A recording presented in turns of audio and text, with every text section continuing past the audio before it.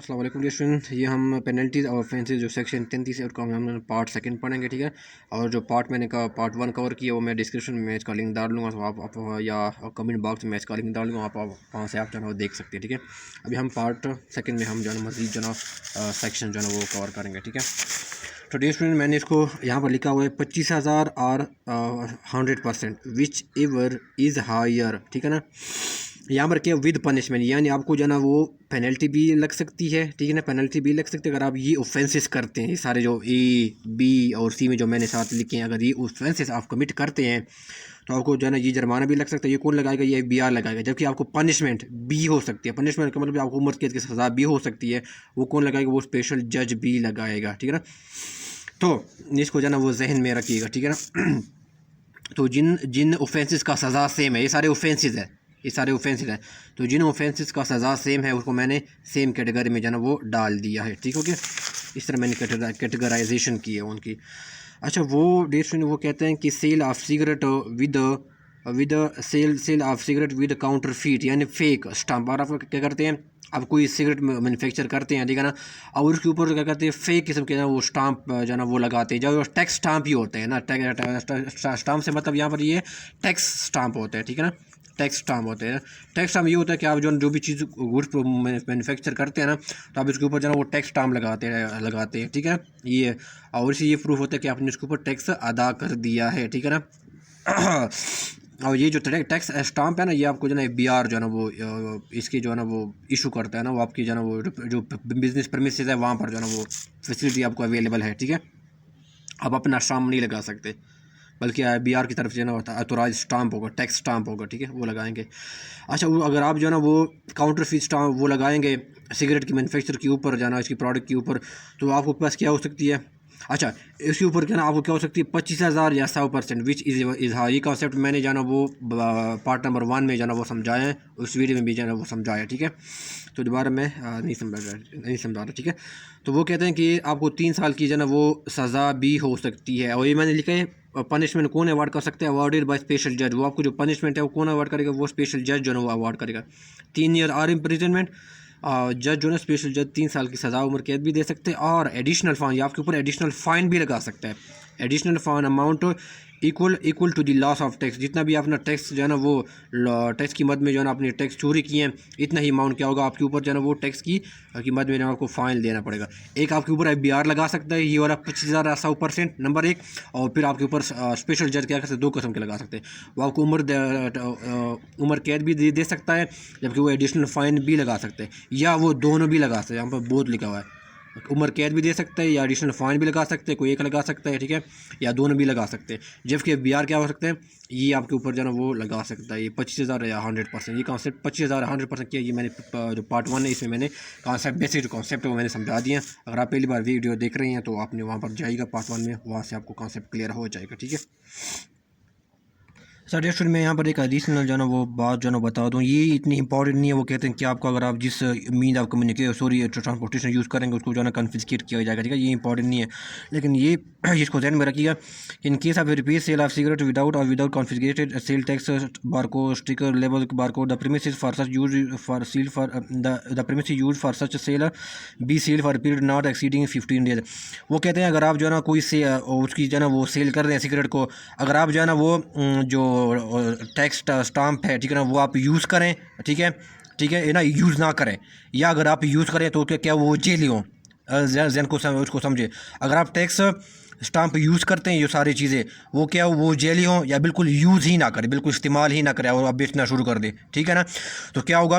Tax authorities को पता चल गया तो आपका जो बिज़नेस प्रीमिसेस का मतलब जहाँ पर आपको जो है ना वो मैन्युफैक्चरिंग कर रहे हैं, ठीक है, आपको जहाँ पर जो फैक्ट्री वगैरह है, ठीक है, उसको जो है ना 15 डेज़ के अंदर अंदर जो है ना वो क्या हो जाएगा, उसको सील किया जाएगा, ठीक है। टैक्स अथॉरिटीज़ क्या करेंगे? उसको सील करेंगे, ठीक है। ये इंपॉर्टेंट चीज़ है, ठीक है। तो आप जो है ना इसको जहन में जो है ना वो रखिएगा, ठीक है। चलिए स्टूडेंट, इसका जो ना सीरियल नंबर क्या है ये मैंने 723 लिख दिया, ठीक है, ताकि आपको जो है ना ढूंढने में जो है ना वो आसानी हो, ठीक है। चाहे आप बुक से ढूंढते हो या आपने जो है ना वेबसाइट से डाउनलोड किया हो, BR की वेबसाइट से, वहाँ से आप, ठीक है, तो आपको ढूंढने में आसानी होगी। ये सीरियल नंबर 23 है, ठीक है। फिर उसकी आ जाती है सीरियल नंबर 22 आ जाती है, ठीक है ना, सीरियल नंबर 22। उसमें कहते हैं अनऑथोराइज्ड एक्सेस टू कंप्यूटराइज्ड जो सिस्टम, इसका जो मेन हेडिंग है वो ये है, ठीक है ना। जब क्या होगा आप इसको डिटेल में देखिए 22 है उसमें इसमें काफ़ी बात करते हैं। वो कहते हैं कि आप जानबूझकर या किसी कोई आपको लीगली अलाउ नहीं है और आप क्या करें कंप्यूटर से BR के कंप्यूटर सिस्टम की बात कर रहे हैं, ठीक है ना, BR के कंप्यूटर सिस्टम की बात कर रहे हैं, ठीक है। वहाँ तक आप एक्सेस जो है ना वो हासिल करें, ठीक हो गया। मोटी मोटी चीज़ें जो है ना उसमें याद रखो, ठीक है ना। या आप क्या करें कंप्यूटर सिस्टम को क्या करें उनको डैमेज करें, ठीक है ना, या उस पर जो इन्फॉर्मेशन जो स्टोर है, ठीक है ना, जो इन्फॉर्मेशन जो स्टोर की जाती है डिस्क वगैरह, उसको क्या करें आपको क्या करें उनको डैमेज कर ले, ठीक है ना। तो इसमें जो है ना मुख्तलिफ़ किस्म के वो बताई जाती है ना, या उसको क्या करें कंडीशन जो यूनिक यूज़र आइडेंटिफायर है, ठीक है ना, उनकी जो सिक्योरिटी है उनको क्या करें आप वायलेट करें, ठीक है ना। तो उस सूरत में डियर स्टूडेंट ये क्या होगा आपके ऊपर जो है ना वो अगर आप ये ऑफेंस क्रिएट करते हैं, ये सारा ऑफेंस है, ठीक है ना, ये ऑफेंस उसके कहते हैं, ठीक है। और उसका मेन हेडिंग में इस तरह मैंने लिख दिया, तो royal access to computerized system, ठीक है। तो आपको जो है ना पनिशमेंट क्या मिलेगा, आपको जो है ना पहली आपको पे मिलेगा, यहाँ पर वो कहते हैं सच पर्सन शैल पे पेनल्टी ऑफ 25,000 रुपीज़ और 100% of the amount of tax involve whichever is higher, ठीक है ना। पहले आपको क्या करना पड़ा, BR जो है ना आपको ये पेनल्टी आपको इम्पोज कर सकता है, ये 25,000 100%, नंबर 1। 2 फिर आपके ऊपर जो है ना पनिशमेंट भी दी जा सकती है। पनिशमेंट कौन देता है, वो आपको स्पेशल जज जो है ना वो आपको क्या देगा, आपको जो है ना वो पनिशमेंट दे सकता है। वो कितने साल तक दे सकते हैं, इम्प्रिजनमेंट 1 साल तक दे सकता है, या जो स्पेशल जज है वो आपके ऊपर फ़ाइन भी लगा सकता है। एडिशनल फ़ाइन की मैंने जहाँ पर बात की ना, एडिशनल फ़ाइन भी लगा सकता है, ठीक है ना। Equal to the amount of tax, जितना अमाउंट जो है ना वो टैक्स की मद में जो है ना वो लॉस हुआ है वो क्या कर सकते हैं, इतना ही जो है ना वो फ़ाइन क्या कर सकते हैं, लगा सकता है। या कोई एक लगा सकते हैं या क्या कर सकते हैं, दोनों भी लगा सकते हैं, ठीक हो गया। तो ये सारे क्या होते हैं, वो ये सारे काम जो है ना वो स्पेशल जज है ना वो आपको प्रिजन भी दे सकता है, वो फ़ाइन भी लगा सकता है, नंबर 1। और BR की तरफ से क्या होगा, ये आपके ऊपर पेनल्टी जो है ना वो लगा सकता है, ठीक हो गया। अच्छा यहाँ पर डियर स्टूडेंट यहाँ पर लिखा हुआ मैं एक वर्डिंग तो यहाँ पर शेल पे, आपको अगर आप ये ऑफेंस क्रिएट करते हैं ना, कमिट करते हैं, तो आपको ये पे करना पड़ेगा, ठीक है ना। और इम्पोज कौन करते हैं, वो BR ही करते हैं, ठीक है। मेरे कहने का जो ना मतलब ये है, ठीक है ना, कि आपको ये पेनल्टी देना पड़ेगा अगर आप ये ऑफेंस कमिट करते हैं। और ये पेनल्टी कौन इम्पोज करता है, ये BR इम्पोज करता है। जबकि जो आपको जो पनिशमेंट देते हैं, इम्प्रिजमेंट देता है, स्पेशल जज जो है ना आपको कैद भी दे सकता है, जबकि वो साथ फ़ाइन भी, एडिशनल फ़ाइन भी लगा सकते हैं। जज जो है ना स्पेशल जज दोनों काम कर सकते हैं, ठीक है। तो आपने ये रखनी है, ठीक है। MCQ क्लास में डायरेक्ट जो है ना वो फ़ाइन पूछे जाते हैं या डायरेक्ट जो है ना पनिशमेंट जो है ना वो पूछी जाती है, ठीक है। ये चीज़ें इंपॉर्टेंट है, ठीक है, इसको आपने जो है ना वो याद रखना है, ठीक हो गया। अच्छा डियर स्टूडेंट इसके बाद जो तीसरा चीज़ आ जाती है 25,000 100 वाले, इसमें तीसरे आ जाती है जिसमें क्या है विद पनिशमेंट है, ठीक है ना। इसमें आ जाती है C में आ जाती है कि इसमें सीरियल नंबर क्या है, 11 है, ठीक है। ये वो ढूंढने में आसान होगी, सीरियल नंबर 11 है। वहाँ पर कहते हैं फॉल्स और फोर्ज्ड डॉक्यूमेंट, ठीक है ना। फोर्ज्ड मतलब ये काउंटर फीड या फॉल्स डॉक्यूमेंट, ठीक है। ये सेक्शन नंबर मैं यहाँ पर निकाल लूँ, सेक्शन नंबर 22 है, नहीं सॉरी सेक्शन नंबर 11 है, गया ये वाला। यहाँ पर कहता है पर्सन हु जैसा ना, यहाँ पर मैंने मोटी मोटी चीज़ लिखी, ठीक है ना। जो फोर्स डॉक्यूमेंट जो है ना वो सबमिट करवाता है, ठीक है ना, या इसमें और चलिए या म्यूटिलेट करते हैं उनको जो है ना बिगाड़ लेता है ना, ताकि सही पता ना चल जाए। टैक्स इनवॉइस का डिस्ट्रॉय करते हैं या उनको म्यूटिलेट करता है, आल्टर करता है, चेंज करता है ना, ठीक है ना। टैक्स इनवाइस का या फॉल्स डिक्लेरेशन, ये सारे जो इसमें false statement, declaration, false representation देते हैं, ठीक है ना, फॉल्स इन्फॉर्मेशन देते हैं, ठीक है ना। और issues uses or document which is for or fall होती है, ठीक है ना। ये डिक्लेरेशन जो है ना वो गुड्स के बारे में दी जाती है ना, कि मैंने इतने गुड्स प्रोड्यूस किए हैं इस तरह, ठीक है। या डिक्लेरेशन आप इन जो है ना सेल टैक्स का रिटर्न जो है ना आप उसमें डिक्लेरेशन करते हैं, वो भी हो सकती है, ठीक है ना। सेल टैक्स रिटर्न आप जब जमा करवाते हैं तो आप उसमें सारी चीज़ डिक्लेयर करते हैं ना, BR को बताते हैं, तो आप उसमें 2 नंबरी करते हैं, तो आपको ये आपको ऑफेंस क्रिएट करते हैं, कमिट करते हैं, तो आपको ये पेनल्टी पा सकती है। वो क्या है, sir possible pay penalty or 25,000 rupees और 100 of the amount of tax involve which is higher with higher. और फिर क्या होता है, कन्विक्शन बाय स्पेशल जज, imprisonment term may be expend to 3 years और विद फाइन, ठीक है ना। तो इसमें भी यही है, पहले आपको क्या करना, अगर आप ये ऑफेंस कमिट करते हैं, ठीक है ना, तो आपको क्या होगा, ये फ़ाइन भी आपको देना पड़ेगा 25,000 या उसका 100%, ठीक है, नंबर 1। और ये कौन लगाएगा, या BR जो है वो लगाएगा। और दूसरा क्या होता है, स्पेशल जज आपको पनिशमेंट दे सकता है। स्पेशल जज 2 किस्म के काम कर सकते हैं, वो आपको उम्र कैद भी दे सकता है, नंबर 1, या वो आपके ऊपर फ़ाइन भी लगा सकते हैं, ठीक है, नंबर 2, ठीक है। और या आप ये क्या कर सकते हैं, वो दोनों भी कर सकते हैं, फ़ाइन भी लगा सकते हैं एडिशनल फ़ाइन, या उम्र कैद के साथ दोनों भी दे सकते हैं, ठीक है, ठीक है। तो ये जो ना चीज़ें आपने जो ना वो याद रखनी है, ठीक है ना। इसमें 2 है विद पनिशमेंट, ठीक है। इसमें सारे जो है ना वो ABC 3 चीज़ें आ जाती है, ठीक है। तो अपने इसमें याद रखना है कि इसमें पेनल्टी भी आएगी इन तीनों में और साथ साथ पनिशमेंट भी आएगी, ठीक है। इसको आपने ना वो याद रखना है। इसकी कैटेगरी के अंदर ये 3 चीज़ें जो आ जाती है, ठीक है। ये मैंने कैटेगराइजेशन किया ईजी रिमेंबर करने के, इसको याद रखने के लिए, ठीक हो गया। अच्छा डियर स्टूडेंट, वो मैंने यहाँ पर बताया था, अभी इसको डिफरेंस रखिएगा। यहाँ पर क्या था, 25,000 फाइन था, पेनल्टी थी, साथ पनिशमेंट भी थी। जबकि यहाँ पर क्या है, पेनल्टी भी है लेकिन पनिशमेंट नहीं है। इसको आपने याद रखना है। इसको हम क्या है, विदाउट पनिशमेंट, यानी आपका जो है ना वो सज़ा वगैरह कुछ भी नहीं है इसमें सिर्फ आपको क्या होगा, आपके ऊपर जो है ना पेनल्टी जो है ना वो जुर्माना जो आपके ऊपर जो है ना वो लग सकता है। ये अमाउंट जो है BR आपके ऊपर जो है ना वो लगा सकते हैं, ठीक है, अगर आप ये कमिट करते हैं। वो कहते हैं सीरियल नंबर इसका 15 है। वो कहते हैं कि obstruction in the performance of duty of revenue officer. अगर जो है ना वो टैक्स अथॉरिटीज़ का जो ऑफिसर है, रेवेन्यू ऑफिसर है, उसके काम में जो है ना वो आप मुदाखलत करते हैं, उनको ऑब्स्ट्रक्ट कर रहे हैं, किस तरह रुकावट आप डाल रहे हैं ना, तो आपके ऊपर जो है ना ये जुर्माना जो है ना आपके ऊपर जो है ना वो आपको देना पड़ेगा, ठीक है ना। ठीक है, ये 25,000 या 100% विच एवर इज़ हायर, ठीक है। तो यहाँ पर 15 में जाना यहाँ पर लिखा हुआ है, ठीक है ना। ये any person who obstruct the authorised person in the performance of the official duty, क्या होगा, such person shall pay a penalty of 25,000 rupees or 100% of the amount of tax involved whichever is higher, ठीक हो गया।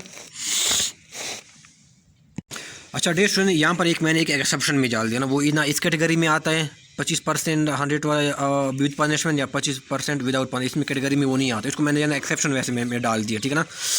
इसलिए मैंने कहा क्योंकि इन categories में जो है ना वो फॉर्म नहीं करता, ठीक है ना, क्लासिफिकेशन के हवाले से।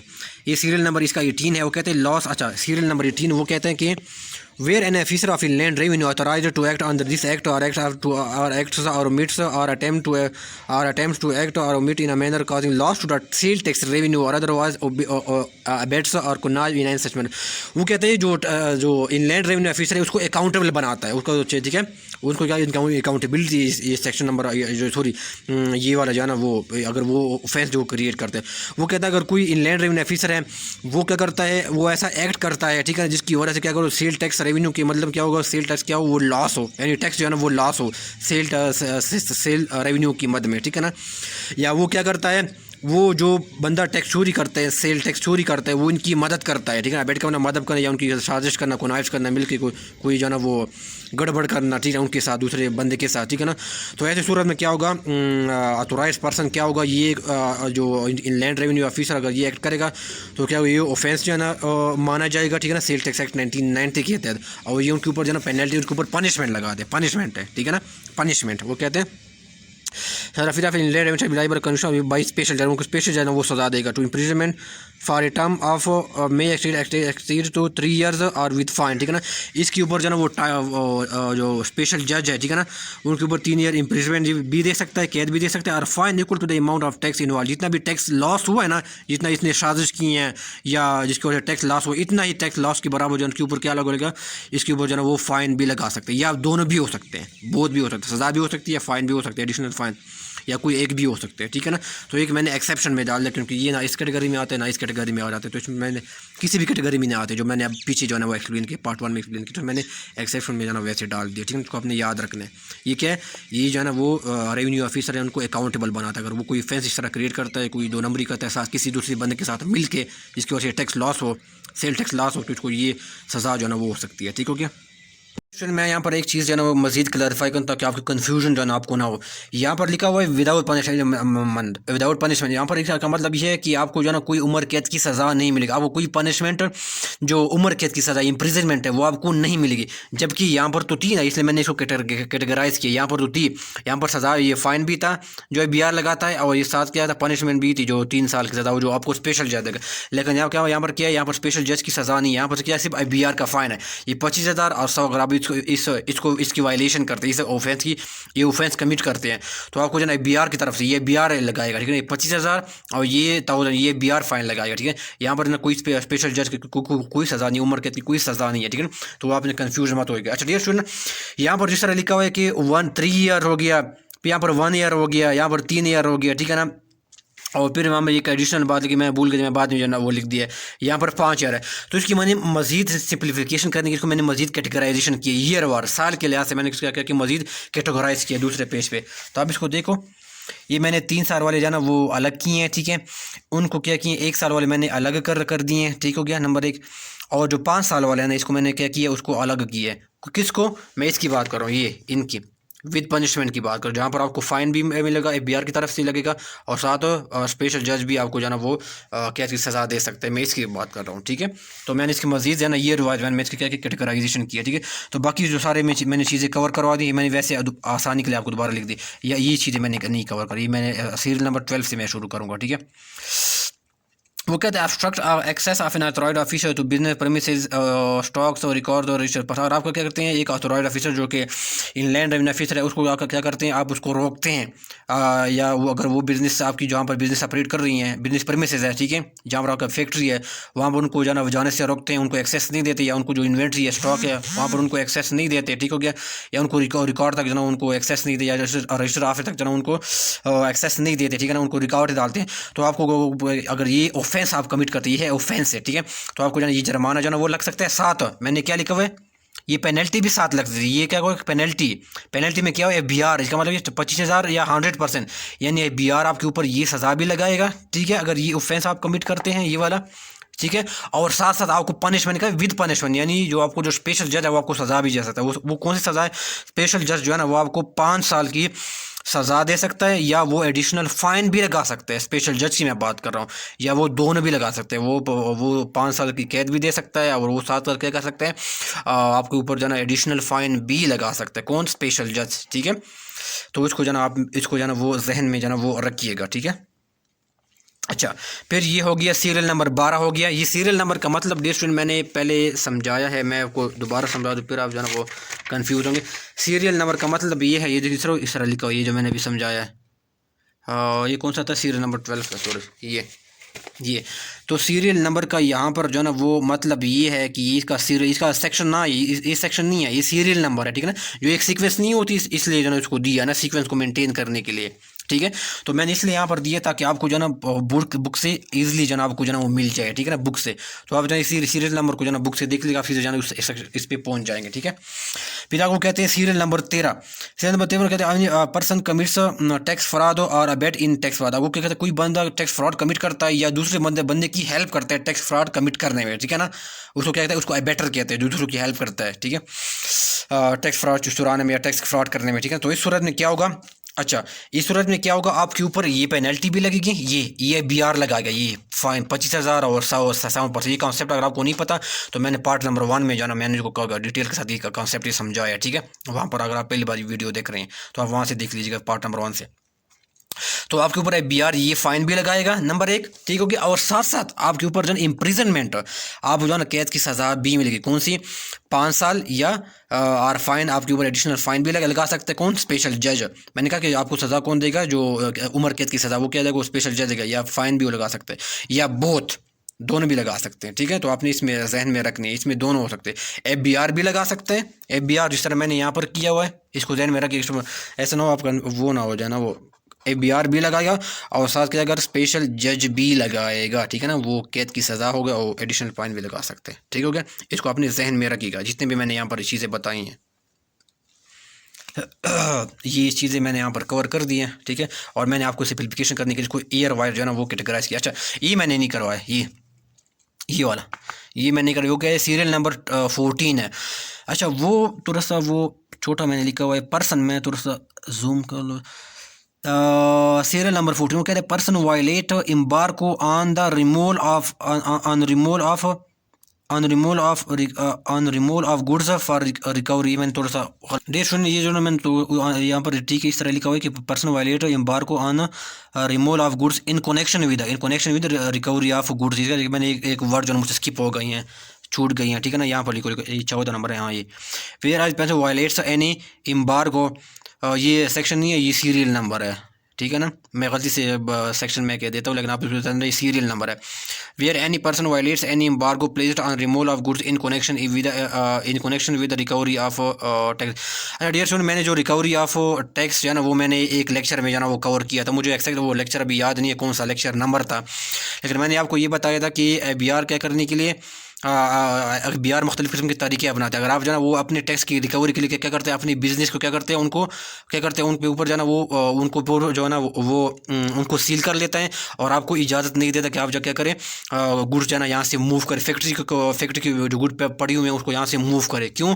क्योंकि आपको क्या करना पड़ता है, आपने जो है ना वो अपना जो टैक्स है ना वो अदा नहीं करना होता। तो बी आर क्या होता है, ये एक तरीका ये लगाता है कि आपकी प्रीमिसेस जहाँ पर है बिजनेस है उसको सील कर देते हैं और आप इस प्रीमिसेस जो है ना अपने गुड्स को क्या कर सकते हैं, मार्केट में नहीं ले जा सकते जब तक क्या करें आप टैक्स अदा ना करें। ठीक है, ये मैंने वहाँ पर डिटेल में कवर किया था, मुख्तलिफ तरीके से अपनाते हैं बी आर अपने टैक्स को रिकवरी के लिए। ठीक है, तो यहाँ पर वो कहते हैं वो कहते हैं अगर आपके ऊपर जो है ना ये जो रिकवरी ऑफ टैक्स रिलेटेड आपके ऊपर जो है ना वो इम्पोज आपके ऊपर एम्बार्गो लगा दिए हैं, लेकिन आपने फिर भी क्या कि उसको वायलेट किया और क्या कि उस प्रीमिसेस से निकाल के जो है ना मार्केट में ले गए हैं, यानी उस कंडीशन की खिलाफ वर्जी की है। ठीक है ना, आपके ऊपर जो है ना वो बी आर ने एम्बार्गो लगा दिया कि किस लिए लगा दिया था कि आपने कोई टैक्स पे नहीं किया था, तो टैक्स की रिकवरी के लिए क्या किया बी आर ने अपने प्रीमिसेस को सील कर दिया। लेकिन अगर आपने उसकी खिलाफ वर्जी की है, violets any embargo placed on removal of good, अगर आपने उस कंडीशन की खिलाफ वर्जी की है तो डियर स्टूडेंट वो यहाँ पर कहता है, मैंने कुछ ज़्यादा ही मेरे ख्याल में समझा दिए, वो यहाँ पर वो कहता है कि इसके ऊपर जो है ना वो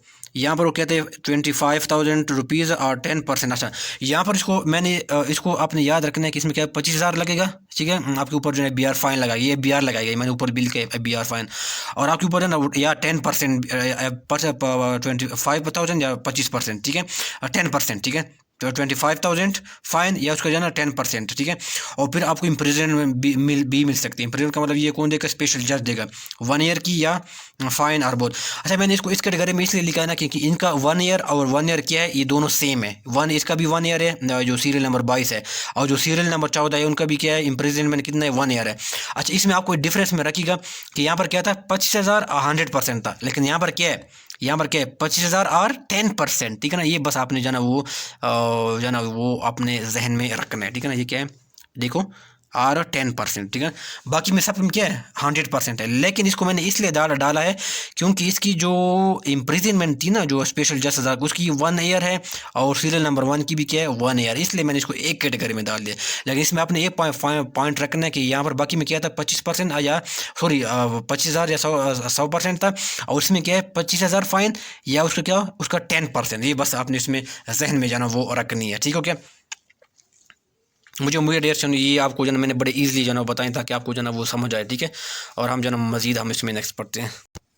अच्छा डेयर स्टूडेंट, फिर मैंने आ जाते हैं ये मिसलिनियस पेनल्टीज़ है। ठीक है, इसका मतलब ये है कि जो ये किसी भी कैटेगरी में जो ना वो नहीं आते, जो मैंने पिछले जो ना वो सारे जो जितने भी जो ना वो डिस्कस किए हैं यहाँ पर जो ना, ठीक है, तो वो किसी भी जो ना वो कैटेगरी में नहीं आते, ना 10,000 वाले में आ जाते हैं, ना 5,000 वाले में जो ना वो आते हैं। ठीक है ना, तो इसको मैंने अलग जो ना मिसलिनियस जो ना वो कैटेगरी में जो ना उसको डाल दिए। ठीक है ना, कि ये किसी भी कैटेगरी में नहीं आते। ठीक हो गया, इसलिए मैंने इसको टाइटल दिया मिसलिनियस।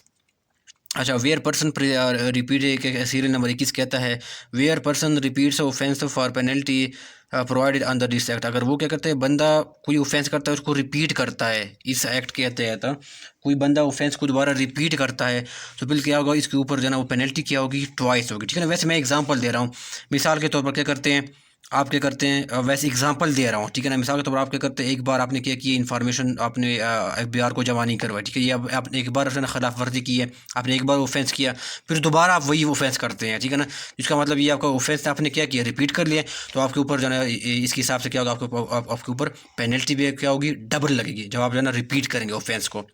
ठीक है, अभी अगर आप फर्स्ट टाइम पे 10,000 लगी तो दोबारा रिपीट करें तो फिर क्या होगा, आपके ऊपर जो है ना 20,000 लगेगी। ठीक है, डबल हो जाएगी।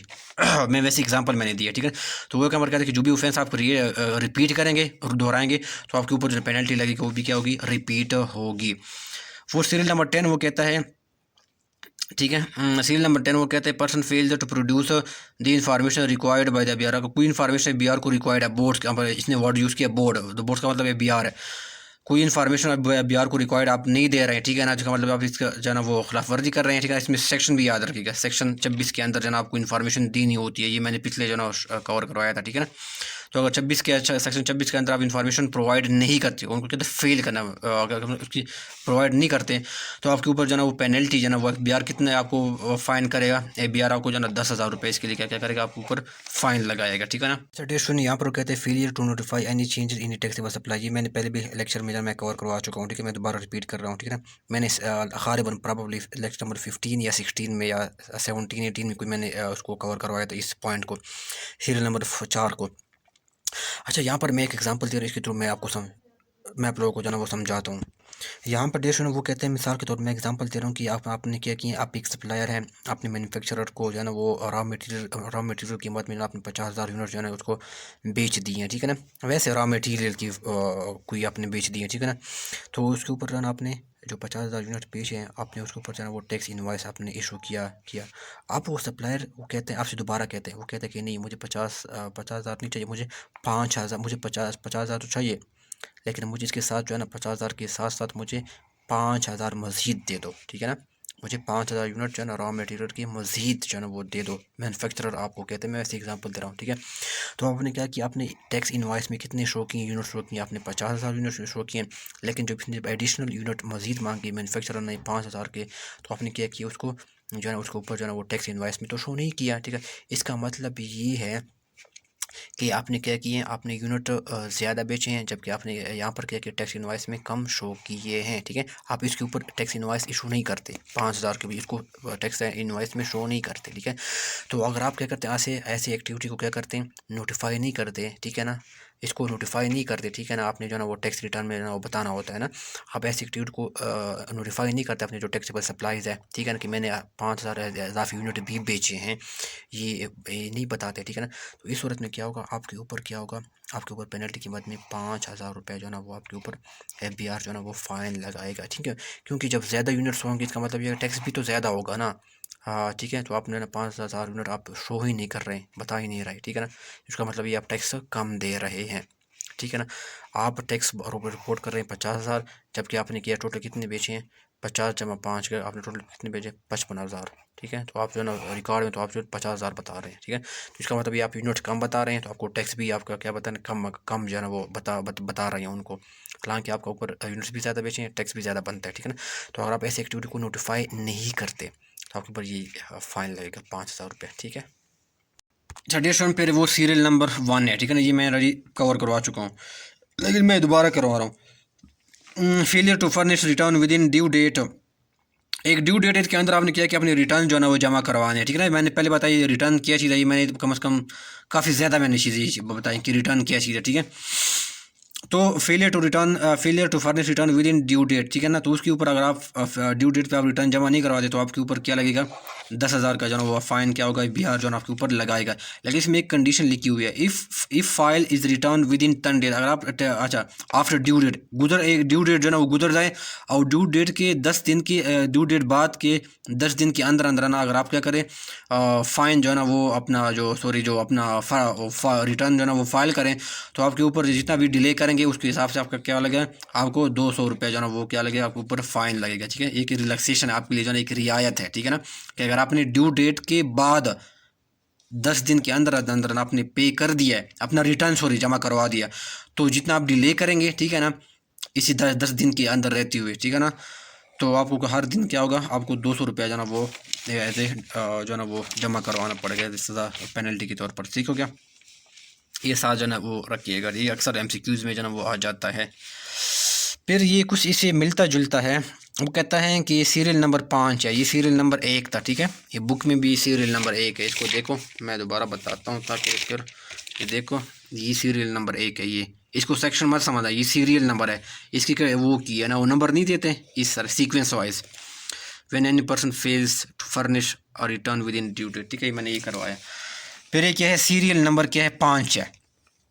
वो कहते हैं person who fails to deposit the amount of tax due, ये क्या कहते हैं कि एक स्पेसिफाइड डेट पे जो ड्यू डेट है इसके ऊपर आपने क्या करें, अपना रिटर्न जो है ना अपना जमा नहीं करवाते, ठीक है ना। अच्छा सॉरी, मैं गलत हो गया। वो मैं दोबारा रिपीट करता हूँ। वो कहता है कि अगर पर्सन क्या करते हैं, डिपॉजिट इसकी जो अमाउंट ड्यू टैक्स बनती है वो अपने क्या करते हैं, अपने टाइम पे जो ना पे नहीं कर देते, नहीं करती। क्या वो मुझसे दोबारा मैं रिपीट कर रहा हूँ। मैं मेरे कहने का मतलब ये है, a person who fail to deposit the amount of tax due, यानी आपकी जो अमाउंट जो है ना, आपने जितनी अमाउंट जमा करवानी है टैक्स की मद में, वो आप ड्यू डेट पे जो है ना वो नहीं जमा करवाते, ठीक है ना। यहाँ पर मैंने कहा कि वो रिटर्न्स की बात की है ना। रिटर्न मैंने कहा एक फॉर्म किस्म का होता है जिसमें आप बेयर को इन्फॉर्मेशन देना होता है। कौन सा फॉर्म?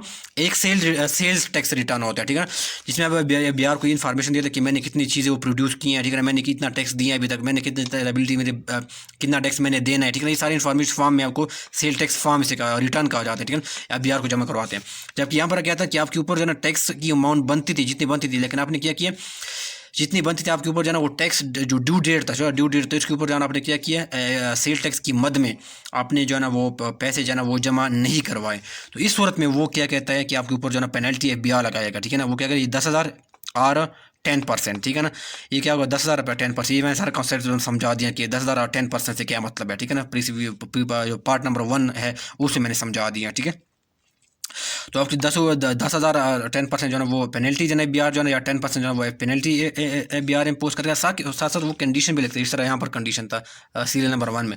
कंडीशन वही था, लिखता है if the amount paid with in 10 days, अगर आप 10 डेज के अंदर जो है ना वो अमाउंट जो है ना वो पे करते हैं, ये वाला 10,000 और 10%, ठीक है ना। विच एवर इज़ हायर, ये साथ और साथ बिल्कुल मैंने नहीं लिखा, विच एवर इज़ हायर, ठीक है ना। कॉन्सेप्ट वही है जो मैंने लेक्चर नंबर पार्ट नंबर 1 में मैंने समझाया पेनल्टीज़ का। तो कहते हैं 5,000 rupees to be paid for each day of default. अच्छा, आपने क्या किया, ड्यू डेट पे अंदर नहीं जमा करवाया, ठीक है ना।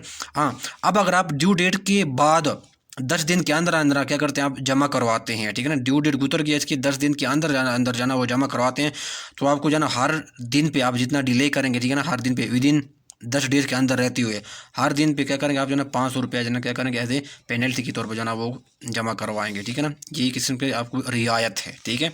यानी आपको फिर ये सज़ा नहीं देना पड़ेगी अगर आप 10 दिन के अंदर जमा करवाते हैं ड्यू डेट के बाद। तो आपको जो ना हर दिन जितना आपने लेट किया है ना, इस 10 दिन में रहते हुए आपको जो ना वो 500 रुपये आपको देना पड़ेगा पेनल्टी के तौर पर, ठीक है। अगर आप 10 दिनों के अंदर दे देते हैं ना, तो इसका मतलब आपके ऊपर ये पेनल्टी नहीं लगेगी। मैंने कन्फ्यूजन में डूल कर रहा हूँ, ठीक है ना। तो आपके ऊपर ये पेनल्टी नहीं लगेगी अगर आप 10 दिनों के अंदर अंदर है ना, ये जितना आपने डिलीट की ये अमाउंट फिर आप पे करेंगे, ठीक है। 10 दिनों के अंदर आप पे करेंगे तो आपके ऊपर जो है ना ये पेनल्टी नहीं लगेगा। लेकिन अगर आप 10 दिनों के अंदर फिर भी ना ड्यू डेट के बाद, 10 दिनों के ड्यू डेट के बाद जो ना 10 दिन है उसके अंदर फिर भी आप पे नहीं करते, तो फिर आपको जो है ना ये पेनल्टी फिर आपको देना पड़ेगा, ठीक है। ये मैंने कॉन्सेप्ट जो है समझा दिया, मैंने कन्फ्यूजन जो है ना वो दूर किया, ठीक है ना। कि अगर ड्यू डेट गुजर जाए और ड्यू डेट के अंदर 10 दिनों के अंदर अंदर आप जो है ना वो पे करते हैं, तो आपको ये जुर्माना जो है ना 5% पर डे के हिसाब से लगेगा। लेकिन अगर दर्द ड्यू डेट के गुजर जाने के बावजूद ड्यू डेट गुजर जाए उसके 10 दिनों के अंदर अंदर फिर भी पे नहीं करते आप, फिर आपको क्या करना पड़ेगा, ये पेनल्टी पर आपको क्या करना पड़ेगा, देना पड़ेगा। Same is the case is there, ठीक है। मैंने एक इजाफी बात लिखी है ना, ये मैंने यहाँ से जो है मैं पढ़ाता हूँ, ठीक है ना। यहाँ से फिर आपको सही समझ आएगा। कहते हैं provide if the amount of tax due is not paid even after the expiry of period of 60 days of issuance of notice for such payment for by the officer of inland revenue not below the rank of assistant commissioner. वो कहते हैं कि अगर ये officer है assistant commissioner या इससे above rank officer हो, वो आपको जो है ना वो नोटिस इशू करो और नोटिस इशू करे और नोटिस जो है ना वो नोटिस के जो है ना वो 60 दिन जो है ना वो गुजर जाए, ठीक है ना। नोटिस इशू करे इसके जो है ना वो 60 दिन जो है ना वो के नोटिस इशू होने के बाद 7 दिन जो है ना वो गुजर जाए, इसके बावजूद भी क्या अगर अपना जो है ना ड्यू टैक्स है वो पे नहीं करते, तो यहाँ पर क्या करता है आपको कितना इम्प्रिजनमेंट यहाँ पर कितना देना पड़ सकता है आपको। जो है स्पेशल जज जो है ना आपको स्पेशल जज क्या 3 साल की कैद भी दे सकता है या फ़ाइन भी वो साथ जो है ना वो जो स्पेशल जज है वो साथ लगा सकता है, या दोनों भी हो सकते हैं। ये 3 ईयर्स कैद भी हो सकती है या और दोनों जो है ना वो फ़ाइन भी हो सकते हैं बहुत, ठीक है। तो इसका कहने का जो मतलब ये है, ठीक है, या अपने याद रखना। स्टूडेंट मैंने जो है ना वो सारे जो है ना वो पेनल्टीज़ जो है ना वो हमारा जो पार्ट नंबर 2 था इसमें जो है ना वो कंप्लीट हो गई हैं, ठीक है ना। मुझे उम्मीद है कि आपको जो है ना इस तरीके से जो है ना बड़ा इजी जो है ना उसको मेमोराइज़ करना जो है ना आप लोगों के लिए बहुत आसान हो जाएगा, ठीक है। और मैं इसको जो है ना अपना जो फेसबुक पेज है, ठीक है, उस पर मैं जो है ना वो ये चीज़ें जो है ना वो शेयर कर दूँगा, ठीक है, क्योंकि ये बहुत इंपॉर्टेंट है, ठीक है। ये मैं इसके पिक्चर्स ले लूँगा, मैं किसी भी टाइम पे जब भी मुझे जो है ना वो टाइम मिले मैं किसी भी टाइम पे जो है ना वो इसको शेयर कर दूँगा अपने फेसबुक पेज पे, ये सारा पेनल्टीज़ वाला जो मैंने बनाए हैं, ठीक है। ओके, दुआ में याद रखना। अल्लाह हाफ़िज़। कोई आपके पास कोई क्वेश्चन हो, कोई क्वेरी हो तो आप जो है ना वो पूछ सकते हैं, अगर आपके पास कोई कन्फ्यूजन हो, कोई समझ ना आ रही हो, ठीक है। ओके, अल्लाह हाफ़िज़।